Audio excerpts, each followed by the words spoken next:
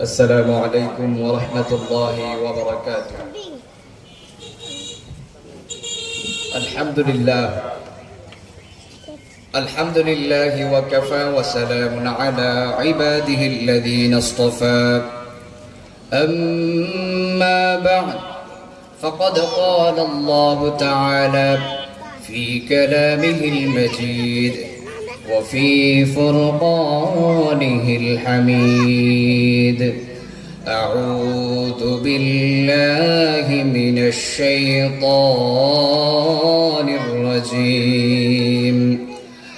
بسم الله الرحمن الرحيم. يا أيها الناس إنا خلقناكم من ذكر وأنثى وجعلناكم شعوبا وقبائل لتعارفوا إن أكرمكم عند الله أتقاكم إن الله عليم خبير. آمنت بالله صدق الله مولانا العظيم وقال رسول الله صلى الله عليه وسلم: تعلموا من أنسابكم ما تصلون به أرحامكم فإن صلة الرحم محبة في الأهل مثرات في المال إلى آخر الحديث. মহান আল্লাহ পাক রব্বুল আলামিনের দরবারে অসংখ্য অগণিত শুকরিয়া ও কৃতজ্ঞতা জ্ঞাপন করছি যে মহান আল্লাহ পাক রব্বুল আলামিন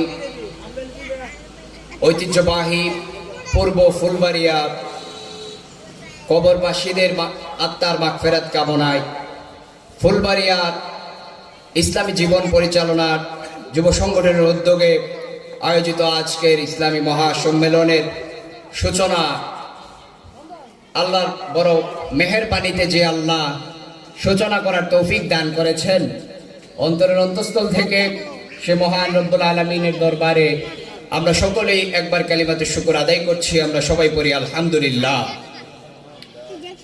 সম্মানিত এলাকাবাসী, সংক্ষিপ্ত সময়ে এই পূর্ব ফুলবাড়িয়ার ইতিহাস, ঐতিহ্য এবং অবদান সম্পর্কে আমি আপনাদের সন্তান সামান্য কিছুক্ষণ কথা বলবো। এরপর হুজুর আছেন। এই ফুলবাড়িয়া গ্রামের আজকে যারা কবর দেশে শুয়ে আছে, এই কবরবাসীদের যাদের আত্মার মাগফিরাত কামনায় আজকের এই আয়োজন, আজকের এই মাহফিল, সে মহান ব্যক্তিত্বদের জীবনের সামান্য কিছু আলোচনা আপনাদের সম্মুখে পেশ করব। কারা ছিলেন আমাদের পূর্বপুরুষ, আমাদের আগে এই জমিনে, এই ফুলবাড়িয়ার পূর্বপুরুষ কারা ছিলেন, এই পূর্ব ফুলবাড়িয়াতে আমাদের মতো একটা সময় কারা চলাফেরা করে গেছেন, যারা আজকে এই কবরে শুয়ে আছে তারা কেমন ব্যক্তিত্ব ছিলেন, তাদের ইতিহাস সম্পর্কে, তাদের ঐতিহ্য সম্পর্কে আর তাদের রেখে যাওয়া অবদান সম্পর্কে সামান্য কিছু কথা, যেগুলো এই প্রজন্মের তরুণদের এবং এই প্রজন্মের নওজোয়ান যারা যুবক তাদেরকে জানানো এবং তারা এই বিষয় সম্পর্কে অবগত থাকা, এটাকে জরুরি এবং আবশ্যক মনে করছি। বিদায় আমি অযোগ্য হওয়া সত্ত্বেও সকলের কাছে এই বিষয়টা উপস্থাপন করার জন্য সেই আশা ব্যক্ত করে আপনাদের সম্মুখে বসেছি। আল্লাহ যদি তৌফিক দেয়, সংক্ষিপ্ত সময়ে আমি এই বিষয়গুলো সম্পর্কে, এই পূর্ব ফুলবাড়িয়ার ঐতিহ্য, ইতিহাস আর এই পূর্ব ফুলবাড়িয়াতে আমাদের আগে যারা চলাফেরা করে গেছেন তাদের রেখে যাওয়া অবদান সম্পর্কে সামান্য সময়ে কিছু কথা বলবো। বিইজনিল্লাহ বিমাশিয়াতিল্লাহ ওয়া মা তৌফিক ইল্লা বিল্লাহ, আমিন। সম্মানিত এলাকাবাসী, মহান আল্লাহ পাক রব্বুল আলামিন এর পবিত্র গ্রন্থ আল কোরআনে আল্লাহ পাক রব্বুল আলামিন সূরা আল হুজরাত এর 13 নম্বর আয়াতে আল্লাহ পাক রব্বুল আলামিন স্পষ্ট জানিয়ে দিয়েছেন: আউযু বিল্লাহি মিনাশ শাইতানির রাজীম। ইয়া আইয়ুহান নাস ইন্না খালাকনাকুম মিন যাকারিন ওয়া উনসা ওয়া জাআলনাকুম শুউবান ওয়া ক্বাবাইলা লিতাআরাফু। হে মানুষ সকল, নিঃসন্দেহে আমি আল্লাহ তোমাদের এক নর এবং এক নারী থেকে সৃষ্টি করেছি, আর তোমাদের বিভিন্ন জাতি ও গোত্রে বিভক্ত করেছি, যাতে তোমরা একে অপরকে চিনতে পারো। সুবহানাল্লাহ। এই আয়াত তেলাওয়াতের উদ্দেশ্য, আল্লাহ রাব্বুল আলামিন আমাদেরকে এক নর এবং এক নারী থেকে সৃষ্টি করেছেন। সেই সুবাদে আজকের মুসলমান, খ্রিস্টান, পৃথিবীতে যত মানুষ আছে, কিয়ামত পর্যন্ত যত মানুষ আসবে, সবার সম্পৃক্ততা একজন পুরুষ আর একজন নারী। সেই দিকে আমি না যাই, আজকের যে ইতিহাসের আমার এই ফুলবাড়িয়ার যে বিষয়বস্তু সম্পর্কে কথা বলবো ইচ্ছা পোষণ করছি, সেটা হলো আমাদের এই গ্রাম, অনেকে বলে থাকে এক বংশের গ্রাম, এক লোকের, এক গোষ্ঠীর গ্রাম এই ফুলবাড়িয়া। এই ফুলবাড়িয়া ঐতিহ্যবাহী ফুলবাড়িয়া, এই ঐতিহ্য যে আসলেই ঐতিহ্যবাহী, প্রকৃত অর্থেই যে ঐতিহ্যবাহী ফুলবাড়িয়া, সেই সম্পর্কে সামান্য কিছু আলোচনা আমি করতে চাই। আল্লাহ তৌফিক দান করুন। সম্মানিত উপস্থিতি, খেয়াল করে শুনুন। 16শ শতাব্দী, বর্তমানে চলে 2026। 16শ শতাব্দী অর্থাৎ 1600 খ্রিস্টাব্দ। পৃথিবীর ইতিহাসে 16শ শতাব্দীতে ঐতিহ্যবাহী এই ফুলবাড়িয়ার ইতিহাস সম্পর্কে বলতেছি। ফুলবাড়িয়ার নৌজওয়ান, তোমরা খেয়াল করে শোনো। ফুলবাড়িয়ার পূর্ব পাড়া, পশ্চিম পাড়া, ডেঙ্গুবাড়ি, মাঝের বাড়ি সহ সকল নৌজওয়ান, এই প্রজন্মের তরুণরা শোনো, ফুলবাড়িয়ার ইতিহাস শোনো, ফুলবাড়িয়ার ঐতিহ্য কি ছিল শোনো, খেয়াল করো। 16শ শতাব্দী যখন এই উপমহাদেশে রাজত্ব করত মুসলিম শাসকগণ, মুসলমান শাসকগণ যখন উপমহাদেশে শাসন করত, তখন এই বাংলাদেশ আলাদা হয় নাই। এই বাংলাদেশ উপমহাদেশ থেকে আলাদা হবে থাক দূরের কথা, পাকিস্তান আর ইন্ডিয়াও আলাদা হয় নাই। অর্থাৎ ইংরেজরা উপমহাদেশে 200 বছর যে রাজত্ব করতে, এরও আগে এই উপমহাদেশে মুসলিমরা একটানা 800 বছর পর্যন্ত রাজত্ব করে গেছে। সেই 800 বছরের রাজত্বের সর্বশেষ দিকে সম্রাট আকবরের খেলাফতের সময়, মনে হয় এই আনুমানিক সম্রাট আকবরের খেলাফতের সময়, উনার সাম্রাজ্য এমন ভাবে ভাগ করেছিলেন তিনি, যে প্রত্যেকটা অঞ্চলের, প্রত্যেকটা এরিয়ার মধ্যে উনার নিযুক্ত বিভিন্ন সেক্টরের লোক দিতেন। প্রশাসনিক প্রধান হিসেবে অনেক দিতেন। এরকম ভাবে বিভিন্ন সেক্টরে ভাগ করেছিলেন।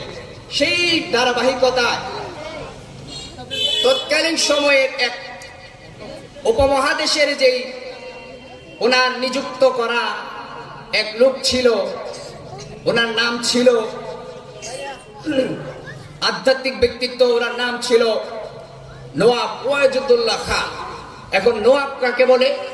নওয়াব বলা হয় প্রাচীন এশিয়ার উপমহাদেশের মধ্যে নওয়াব বলা হয় সম্রাটের পক্ষ থেকে যাদেরকে প্রশাসনিক প্রধান হিসেবে একটা নির্দিষ্ট অঞ্চল, এরিয়া, একটা রাজত্ব যাকে বুঝায় দেওয়া হয় যে এই এরিয়া পর্যন্ত, এই রাজত্ব পর্যন্ত এই এলাকাটা আপনার অধীনস্থ থাকবে, আপনি এই এলাকার মধ্যে আপনার শাসন কাজ চালাবেন, আমাকে কর দিবেন, পরবর্তীতে আমার অধীনস্থ, আমার অধীনে এই এরিয়াটা আপনি চালাবেন।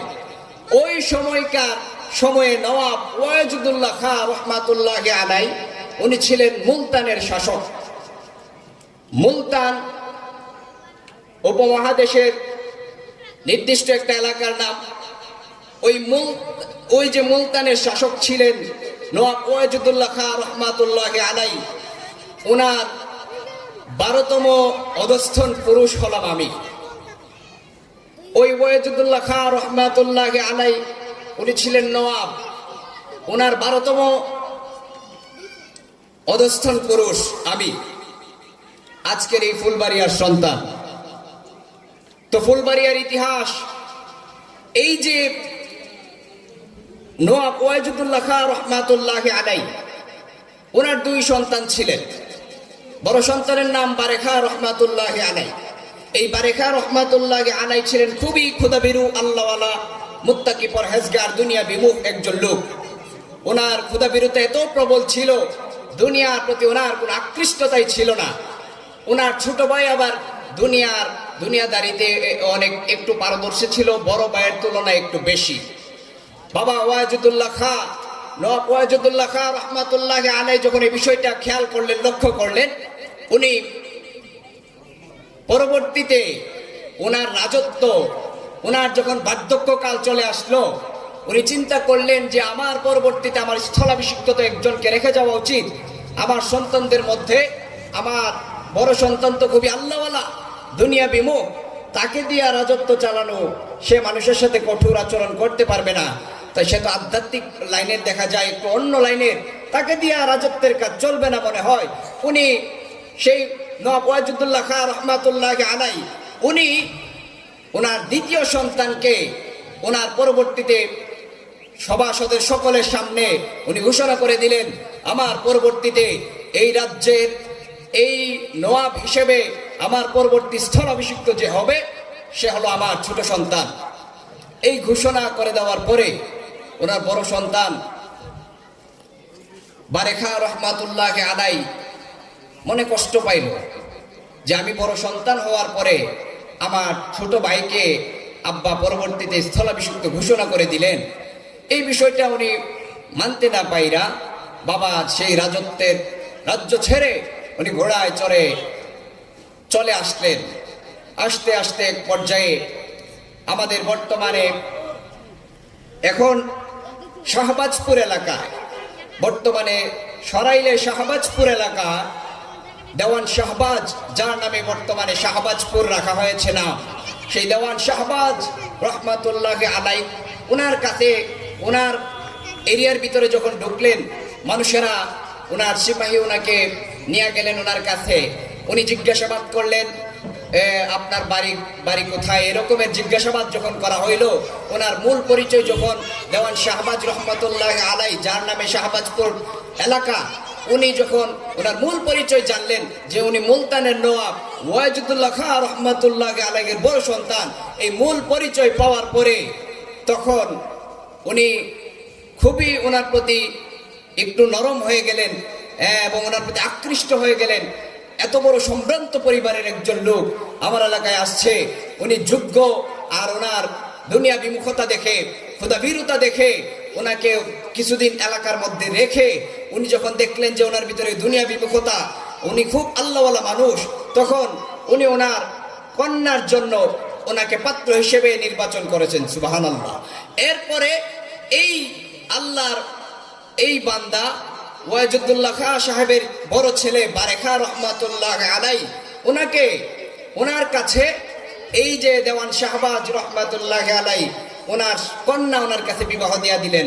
বিবাহ দিয়ে দেওয়ার পরে অনেক দিন পরে এই দেওয়ান শাহবাজের এই যে মেয়ের জামাতা অর্থাৎ এই বারেখা রহমাতুল্লাহ আলাইহি উনি ঘোড়ায় চড়ে কোন একটা এলাকায় হাঁটতেছিলেন অনেক দূর পর্যন্ত চলে যাওয়ার পরে হঠাৎ করে উনি খেয়াল করলেন, দেখলেন যে কোনো একটা এলাকা এত সুন্দর সবুজ পরিপাটি, ওই এলাকার মধ্যে শুধু গাছগাছালি, বিশেষ করে ফুল আর ফলের অনেক সুন্দর বাগান, অনেক সুন্দর এক ফুলের বাগান, যার তুলনা দেওয়া মুখে ভাষায় সম্ভব না। এত সুন্দর ফুলের বাগান, এত সুন্দর এই ফুলের বাগান, ফুল আর ফল দিয়ে ভরা, চতুর্দিকে যেদিকে তাকায় এই সুন্দর সুন্দর প্রাকৃতিক ফুল আর ফল, এত সব কিছু যখন তিনি খেয়াল করলেন, উনি মনে মনে স্থির করলেন যে এখানেই একটা বসতি স্থাপন করা হবে। আমি এখানেই চিন্তা ভাবনা করে উনি এখানেই একটা ঘর নির্মাণ করেন। অনেকে আবার মতামত প্রকাশ করতে এই বিষয়টার উপরে যে এই যে বারেখা রহমাতুল্লাহ আলাইহি উনি এই ফুল আর ফলের বাগান যখন দেখছেন, খেয়াল করছেন, উনি তাকালেন সূর্যের আলোর দিকে। উনি মাটিতেও খেয়াল করলেন যে সূর্যের আলো থেকে যেই ছায়া জমিনে পড়তেছে, ওই ছায়াটা ওনার যে ছায়া, সেই ছায়াটা জমিনে পড়তেছে ঠিক, কিন্তু তার মাথার ছায়াটা জমিনে পড়ে না। এই কথাটা অনেকে বলে। তো উনি যখন খেয়াল করলেন যে ওনার মাথার ছায়া জমিনে পড়ে না, উনি তো আধ্যাত্মিক মানুষ ছিলেন, আল্লাহওয়ালা মানুষ, উনি হয়তো এটাকে আল্লাহর পক্ষ থেকে কোনো একটা ইলহাম ভাবলেন। এই চিন্তা করে উনি এখানে একটা বসতি স্থাপন করার চিন্তা ভাবনা করলেন। ফুল আর ফলের বাগানের মধ্যে সুন্দর এক ঘর নির্মাণ করলেন। সেখানে তিনি তার স্ত্রীকে নিয়ে বসবাস করলেন। ফুল আর ফলের বাগানের মধ্যে যে ঘর নির্মাণ করা হলো, সেই ঘরকে ফুলের বাড়ি হিসেবে নির্বাচন করেছেন। এরপরে এটার নামকরণ করে দিয়েছেন ফুলবাড়িয়া। সেইখান থেকে ফুলবাড়িয়া নাম আজও পর্যন্ত এখনো পর্যন্ত আছে। খেয়াল করে দেখেন, বাংলা স্বাধীন হওয়ার আগে, পাকিস্তান স্বাধীন হওয়ার আগে 16 শতাব্দীতে ওয়াজিদুল্লাহ খাঁ সাহেব রহমতুল্লাহ আলাইয়ের বড় সন্তান বারেখা রহমাতুল্লাহ আলাই, উনি দেওয়ান শাহবাজের কন্যাকে নিয়ে এই ফুলবাড়িয়াতে সর্বপ্রথম থেকে উপস্থিত হয়ে যে ঘর বানাইছেন, ওই বাড়ির নাম দিয়া আজকের এই ফুলবাড়িয়া নামকরণ করা হয়েছে। সেখান থেকে এখনো পর্যন্ত ফুলবাড়িয়া চলে আসছে। তো ফুলবাড়ি, এই হলো ফুলবাড়িয়ার ইতিহাস। ফুলবাড়িয়া কোত্থেকে আসছে? ফুলবাড়িয়ার এত লম্বা ইতিহাস। ইংরেজ শাসনের আগে এই ফুলবাড়িয়ার জন্ম। এটা হলো ফুলবাড়িয়ার ইতিহাস। এই পর্যন্ত ফুলবাড়িয়ার ইতিহাস। ফুলবাড়িয়া তখন থেকে জন্ম হয়েছে। শুধুমাত্র হঠাৎ করে ফুলবাড়িয়ার জন্ম হয়ে গেছে এরকম না। ফুলবাড়িয়ার জন্ম আমাদের খুব প্রাচীন ইতিহাস। ফুলবাড়িয়ার জন্ম হয়েছে ইংরেজদের শাসন আমল থেকে। ইংরেজদের শাসন আমলেরও অনেক আগ থেকে, অর্থাৎ 1600 শতাব্দী, 1500 শতাব্দী, এরপরে 1600 শতাব্দী, 1700 শতাব্দী, 1800 শতাব্দী, এরপরে 1900 সাল, এরপরে 2000 সাল, আজকে 2026 সাল চলে। তাহলে সেই 1600 শতাব্দীতে আমাদের ফুলবাড়িয়ার জন্ম হয়েছিল। সুবহানাল্লাহ। এই হলো ফুলবাড়িয়ার ইতিহাস। এরপরে আমি যে বললাম যে বারেখা রহমাতুল্লাহ আলাই, ওনার 12তম অধস্থন পুরুষ আমি আসাদুল ইসলাম। সেই ধারাবাহিকতাটা আস্তে আস্তে বলি। আমি মাওলানা আসাদুল ইসলাম, আমার আব্বা মাওলানা কারি জহিরুল ইসলাম নোমানি, ওনার আব্বা মৌলভী আশিকুল ইসলাম রহমাতুল্লাহ আলাই, ওনার আব্বা নুরুল ইসলাম উর্দু মৌলভী, ওনার আব্বা মুনব্বর আলী আলহাজ মুনব্বর আলী রহমাতুল্লাহ আলাই, ওনার আব্বা ছিলেন শেখ নজর আলী মাহমুদ রহমাতুল্লাহ আলাই, ওনার আব্বা ছিলেন আবু আলী মাহমুদ রহমাতুল্লাহ আলাই, আর ওনার আব্বা ছিলেন নায়েব আলী মাহমুদ ভুইয়া রহমাতুল্লাহ আলাই, ওনার আব্বা ছিলেন সালে মাহমুদ ভুইয়া রহমাতুল্লাহ আলাই, ওনার আব্বা ছিলেন সালে মাহমুদ ভুইয়া।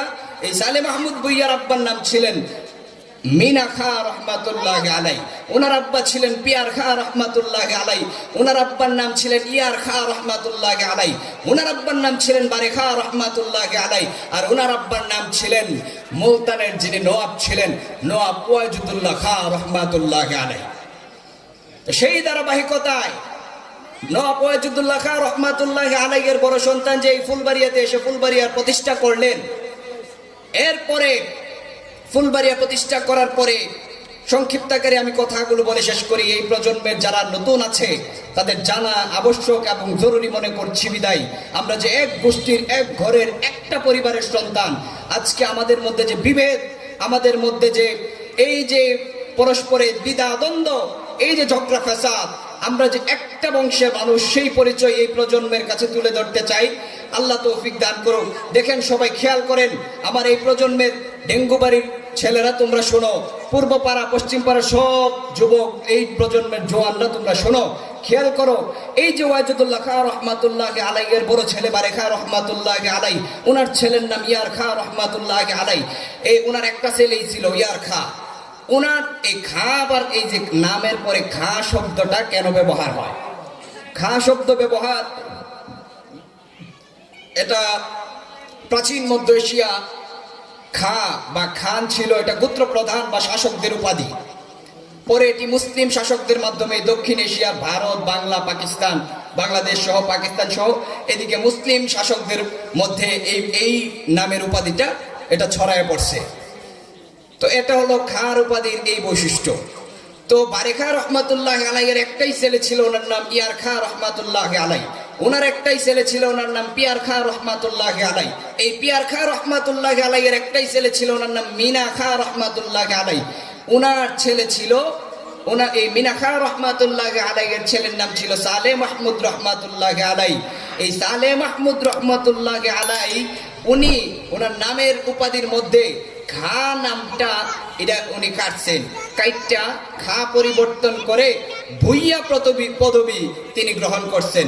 এই সালেহ মাহমুদ ভুইয়া, সালেহ মাহমুদ রহমতুল্লাহ আলাই বাপের এই খা বংশের ধারাবাহিকতাটারে উনি কাইটটা উনি ভুইয়া পদবী গ্রহণ করছেন। ওনার সালেহ মাহমুদ রহমতুল্লাহ আলাইয়ের 3 পুত্র, ওনার ছেলে 3 জন। নায়েব আলী মাহমুদ ভুইয়া রহমতুল্লাহ আলাই হলো বড় ছেলে, ওনার বড় ছেলের নাম নায়েব আলী মাহমুদ ভুইয়া রহমতুল্লাহ আলাই।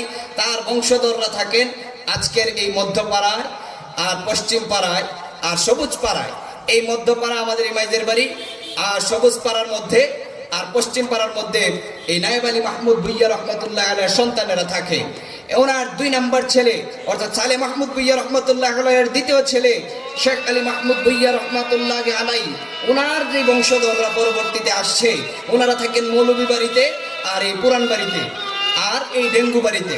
এই ডেঙ্গু বাড়ি, পুরান বাড়ি আর মৌলভী বাড়িতে ওনার সালেহ মাহমুদ ভুইয়া রহমতুল্লাহ আলাইয়ের দ্বিতীয় ছেলের সন্তানেরা থাকে। শেখ আলী মাহমুদ ভুইয়া রহমতুল্লাহ আলাইয়ের সন্তানেরা মৌলভী বাড়িতে থাকে, এই কোরআন বাড়িতে থাকে আর ডেঙ্গু বাড়িতে থাকে। তো ডেঙ্গু বাড়িতে যার নামে ডেঙ্গু নামকরণ, ডেঙ্গু বাড়ি নাম করা হয়েছে, ডেঙ্গু বাড়ির যুবকেরা শোনো, এই প্রজন্মের যারা ডেঙ্গু বাড়ির আসো তোমরা খেয়াল করে শোনো, ডেঙ্গু বাড়ির যে পুকুরটা আছে সেই পুকুরের পূর্ব পারে যেই উঁচা একটা এই টিলা দেখা যায়, এটা একটা কবর, সেই কবরের মধ্যেই শায়িত আছেন ডেঙ্গু ভুইয়া রহমতুল্লাহ আলাই।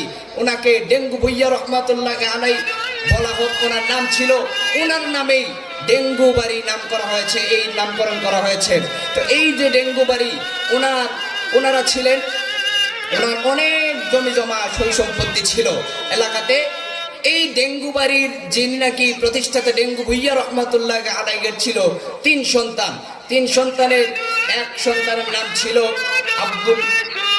এই 3 সন্তানের এক সন্তানের নাম ছিল আব্দুল হামিদ। আব্দুল হামিদ রহমতুল্লাহ আলাইয়ের এক সন্তান যিনি নাকি আমাদের মৌলভী বাড়িতে মুয়াজ্জিন হিসেবে দায়িত্ব পালন করতেছেন, আল্লাহর ঘর মসজিদের প্রতি আহ্বান করেন মানুষদেরকে দিনের পরে দিন। একটানা 20 বছর পর্যন্ত আব্দুল ওয়াহাব সাহেব এখনো পর্যন্ত উনি এই মাগরিবের আজান উনি আমাদের মৌলভী বাড়িতে গিয়ে দিবেন। একটানা বিনা পারিশ্রমিকে 20 বছরের চেয়েও বেশি সময় ধরে উনি আমাদের মৌলভী বাড়িতে বিনা পারিশ্রমিকে আল্লাহর ঘরের এই খেদমত উনি করে যাচ্ছেন। সেই বংশধর, সেটা হলো আমাদের ঐতিহ্য, এটাই আমাদের ঐতিহ্য। শুধুমাত্র তাই নয়, এরপরে দেখেন আবু আলী মাহমুদ ভুইয়া রহমতুল্লাহ আলাই যিনি ওনার দ্বিতীয় 3 নম্বর সন্তান, তিনি চলে যান ভাদস্বরা গ্রামে। ভাদস্বরা গ্রামে যে চলে গেছেন আমাদের এই বংশধররা, ওনার সন্তান যারা আছে পরবর্তী প্রজন্মের, ওনাদের পরবর্তী প্রজন্মের মধ্যে থেকে একজনের নাম হলো তমিজউদ্দিন ভুইয়া। ওই তমিজউদ্দিন ভুইয়া রহমতুল্লাহ আলাইয়ের নামেই আজকের চান্দপুর তমিজউদ্দিন মাধ্যমিক উচ্চ বিদ্যালয় যে আমরা দেখি, উনি দিয়ে গেছেন সেই জায়গা, উনি দিয়ে গেছেন সেই জমিন, আমাদের বংশধরের মানুষ। উনি চলে গেছিলেন ভাদস্বরার লোক, ওনার জমিন ছিল চান্দপুরের সেই জায়গা উনি স্কুলের নামে লিখে দিয়েছেন, ওনার নামেই আজকের চান্দপুর মাধ্যমিক উচ্চ বিদ্যালয় ওনার নামে আছে। এটা হলো ফুলবাড়িয়ার ইতিহাস, এটা হলো ফুলবাড়িয়ার মানুষদের দেখে যাওয়া ঐতিহ্য। এরপরে আবার আসেন, চিন্তা করেন, এরপরে এই আবু আলী মাহমুদ ভুইয়া রহমতুল্লাহ আলাই, এই যে আবু আলী মাহমুদ ভুইয়া রহমতুল্লাহ আলাই, ওনার আবার 2 ছেলে, মাহমুদ আলী ভুইয়া, শেখ নজর আলী মাহমুদ। এই শেখ নজর আলী মাহমুদ রহমতুল্লাহ আলাই হইল 2 নম্বর ছেলে। ওনার ছেলের নাম হলো নবী নওয়াজ রহমতুল্লাহ আলাই। নবী নওয়াজ রহমতুল্লাহ আলাইয়ের বড় ছেলে মৌলভী আলহাজ মুনব্বর আলী রহমতুল্লাহ আলাই। এই পর্যন্ত আসলাম। দেখেন, আল্লাহ আমাকে তৌফিক দান করুক। সামান্য সময়ে মুনব্বর আলী রহমতুল্লাহ আলাই যে কি বড় আধ্যাত্মিক ব্যক্তিত্ব ছিলেন, উপমহাদেশে ওনার মতো আধ্যাত্মিক ব্যক্তিত্ব, এই যে আমরা মৌলভী বাড়িতে এই আধ্যাত্মিক ব্যক্তিত্ব ওনার মতো আর বিরল ছিলই না। দেখেন মৌলভীবাড়িতে আলহাজ মুনাব্বার আলী রহমতুল্লাহ আলাইয়ের বংশধররাই মৌলভীবাড়ির বর্তমানে যারা আছে তারা। এই আলহাজ মুনাব্বার আলী রহমতুল্লাহ আলাই ওনার জিন্দেগিতে আমি খুবই মোটা মোটা যে কথাগুলো সেটি বলে দিই। এই প্রজন্মের যারা আছে তোমরা কান খুলে শোনো। মুনাব্বার আলী রহমতুল্লাহ আলাই ছিলেন আধ্যাত্মিক সাধক। উনি এমন ব্যক্তিত্ব ছিলেন উনি ওনার জিন্দেগিতে দুইবার পায়ে হেঁটে আল্লাহর ঘর খানে কাবা জিয়ারত করে আসছেন। সুবহানাল্লাহ ওয়া বিহামদিহি সুবহানাল্লাহিল আযীম। ওনার জিন্দেগিতে 6 মাস পর্যন্ত এক লাগাতার হজ্জের জন্য রওনা হয়ে গেছেন। বাইতুল্লাহর মুসাফির হিসেবে আল্লাহর ঘরে আল্লাহ তার মেহমানকে নিরাপদভাবে পৌঁছায় দিয়েছেন। আবার উনি এমন ব্যক্তিত্ব, এই আলহাজ মুনাব্বার আলী রহমাতুল্লাহ আলাই আবার সেখানে 2 মাস অবস্থান করে আবার 6 মাস লাগাইয়া উনি যখন বাড়িতে আসছেন, এই গ্রাম সহ আশেপাশের চাঁদপুর গজাইরা সহ ভাদুসরা সহ এই এলাকা এবং এই যে এই যে 4টা ইউনিয়নের সকল মানুষ আবার বৃদ্ধ বনিতা সবাই একত্রিত হয়ে আসছে দেখতে যে আরে বাইতুল্লাহর মুসাফিরকে দেখে আসছি। বাইতুল্লাহর মুসাফির এমন ব্যক্তিত্ব, পায়ে হাইটা যে নাকি হজ কইরা চলে আসছে, গেছে তো গেছে আবার চইলা পর্যন্ত আসছে। এত আশ্চর্যের বিষয়, ওনার চেহারাটা দেখি আল্লাহ সগীরা গুনাহগুলো মাফ করে দিবে সেই নিয়তে মানুষ চিন্তা ভাবনা করে ওনার চেহারাটা একবারের জন্য দেখে আসছেন। শুধুমাত্র একবার নয়, এরপরে আবারও তিনি যখন রওনা করছেন বাইতুল্লাহর মুসাফির, উনি আল্লাহ ওনাকে কবুল করছেন। উনি আবারও যখন বাইতুল্লাহকে জিয়ারত করে চলে আসছেন, এর চেয়ে বড় আশ্চর্যের আর কি হতে পারে? দুনিয়াতে উনি পায়ে হাইটা, এখন মানুষ প্লেন আছে, কত অত্যাধুনিক সিস্টেম আছে, এরপরেও আত্মা মানুষের ভয়ে ভীত সন্ত্রস্ত হয়ে থাকে। কিন্তু উনি ওই সময় কিছুই ছিল না। 16 শতাব্দীর ইতিহাস দেখেন, আজ থেকে কত বছর আগে এই যে মুনাব্বার আলী আধ্যাত্মিক মহাসাধক আলহাজ মুনাব্বার আলী রহমতুল্লাহ আলাই উনি এমন ব্যক্তিত্ব ছিলেন, দুইবার হজ পালন করে আসছেন। তো ওনার বংশধররা আজকের মৌলভীবাড়ি। এখন আমি আমার নামের সাথে মিলায় সুন্দর করে বলে দিছি।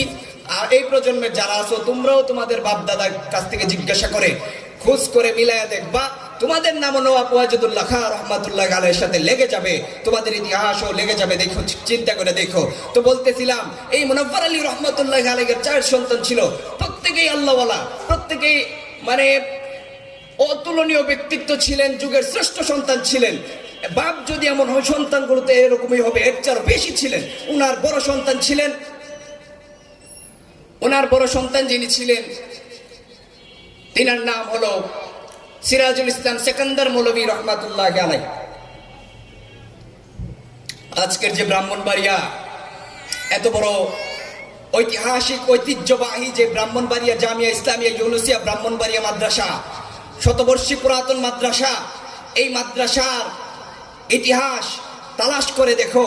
ব্রাহ্মণবাড়িয়া উলামা মাশায়েখদের যে জীবনী লেখা, সেই জীবনী লেখার বইয়ের মধ্যে তালাশ করে দেখো ব্রাহ্মণবাড়িয়ার এই যে শতবর্ষী পুরাতন মাদ্রাসা জামিয়া ইসলামিয়া ইউনুসিয়া ব্রাহ্মণবাড়িয়া, এটার মূল প্রতিষ্ঠাতা ছিলেন সিকান্দার আলী রহমাতুল্লাহ আলাইহি। আলহাজ মুনাব্বার আলী রহমাতুল্লাহ আলাইহির বড় ছেলে আল্লামা সিকান্দার আলী রহমাতুল্লাহ আলাইহি, সিরাজুল ইসলাম সিকান্দার আলী রহমাতুল্লাহ আলাইহি। তখনকার সময়ে এই ব্রাহ্মণবাড়িয়াতে কাদিয়ানীদের আখড়া ছিল। এই ব্রাহ্মণবাড়িয়ার এই কান্দিপাড়া এলাকা, সেখানে একটা জুফরি বানাইয়া সেখানে ছোট ছোট বাচ্চাদেরকে মক্তবে শিক্ষাদান কইরা ওই এলাকাটারে একটা নাম দিছিল মাদ্রাসায়ে বাহরুল উলুম। মাদ্রাসায়ে বাহরুল উলুম নাম দেওয়ার পরবর্তীতে এই মাদ্রাসা আস্তে আস্তে স্থাপিত হইতে হইতে আল্লাহ এটাকে এমন পর্যায়ে কবুল করে নিছেন। আজকে শতবর্ষ পার হয়ে গেছে, সেই মাদ্রাসা এখনো পর্যন্ত আছে। আল্লাহ কিয়ামত পর্যন্ত ওই মাদ্রাসাকে রাখবে। আমি নিজে সেই মাদ্রাসার ছাত্র। এই উপমহাদেশে হাজার হাজার লক্ষ লক্ষ এই মাদ্রাসা থেকে ছাত্র ওলামায়ে কেরাম ফারেগ হয়ে যাচ্ছে। সেই মাদ্রাসার মূল প্রতিষ্ঠাতা আমাদের মৌলভীবাড়ির সন্তান। এটাই আমাদের ফুলবাড়িয়ার ইতিহাস, এটাই আমাদের ঐতিহ্য, এটাই আমাদের গর্ব। এরপর শুধুমাত্র তাই নয়, ওনার যে আরেকজন উনি ছিলেন সিদ্দিকুর রহমান ফুলবাড়িয়ার হুজুর, মুনাব্বার আলী রহমাতুল্লাহ আলাইহির ছোট ছেলে, একদম যে ছোট ছেলে, ওনার নাম সিদ্দিকুর রহমান ফুলবাড়িয়ার হুজুর। সিদ্দিকুর রহমান ফুলবাড়িয়ার হুজুর উনি ছিলেন ফিদায়ে মাদানী, আল্লামা হুসাইন আহমদ মাদানী রহমাতুল্লাহ আলাইহির খাস একান্ত খাদেম ছিলেন। উনি এমন খাদেম ছিলেন, ওনার এত বেশি খেদমত করতেন। এখন হুসাইন আহমদ মাদানির ইতিহাস আপনাদেরকে কিভাবে বলবো, সংক্ষিপ্ত আকারে মোটা আকারে বলি। আল্লাহ ফিদায়ে মাদানি ওনাকে বলা হতো, ওনার লকব আর উপাধি ছিল ফিদায়ে মাদানি। আজকে যে আমাদের মাহফিলের সভাপতি আলহাজ মুনাব্বার আলী রহমাতুল্লাহ আলাই, সংক্ষিপ্ত আকারে শেষ করছি, সেই মুনাব্বার আলী রহমাতুল্লাহ আলাইর ছোট ছেলে আমাদের সিদ্দিকুর রহমান ফুলবাড়িয়ার হুজুর। এই সিদ্দিকুর রহমান ফুলবাড়িয়ার হুজুর উনি ফিদায়ে মাদানি ছিলেন। ওনাকে হুসেন আহমদ মাদানি রহমাতুল্লাহ আলাই যখন চলে আসবেন, ওনাকে বলছে তুমি ওই তোমাদের এলাকায় যে মাদ্রাসা আছে সে মাদ্রাসায় তুমি খেদমত করবা, কিন্তু শর্ত হলো তোমায় কোনো রকম ওয়াজিফা তুমি গ্রহণ করতে পারবা না। এই কথা যখন বলছে, উনি বলেছিলেন হযরত মেরে তো মানে এই কথাটা উনি সুন্দর করে বলছেন যে আমাদের তো তেমন বেশি সই সম্পত্তি নাই।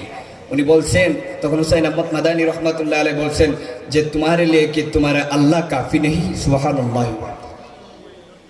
আমারা তো ওই জমি জমা এরকমের একটা কথা বলছেন যে আমাদের তো সই সম্পত্তি নাই। উনি বলে দিচ্ছেন তোমার জন্য কি আল্লাহ কাফি নেই? এই কথা আমি আমার দাদার কাছে থেকে শুনছি। উনি বলছে যে আল্লাহ, আমার উস্তাদ আমাকে বলছে আমার জন্য আল্লাহ কাফি না, উনি বলছে আল্লাহ কাফি। এরপরে চলে আসছে একটা না, উনি এই জামিয়া ইউনিভার্সিটিতে একটা না, এরপরে 30 বছর পর্যন্ত শিক্ষকতা করছে, 1 টাকা উনি ওয়াজিফা গ্রহণ করেন নাই। সেই সিদ্দিকুর রহমান রহমাতুল্লাহ আলাই উনি ওনার জিন্দেগিতে একটা না, এই জামিয়া ইউনিভার্সিটিতে 75 বছর পর্যন্ত এই জামিয়া ইউনিভার্সিটিতে শিক্ষকতা করছেন। আজকের যে নুরুল্লাহ রহমতুল্লাহ আলাই, যিনি নাকি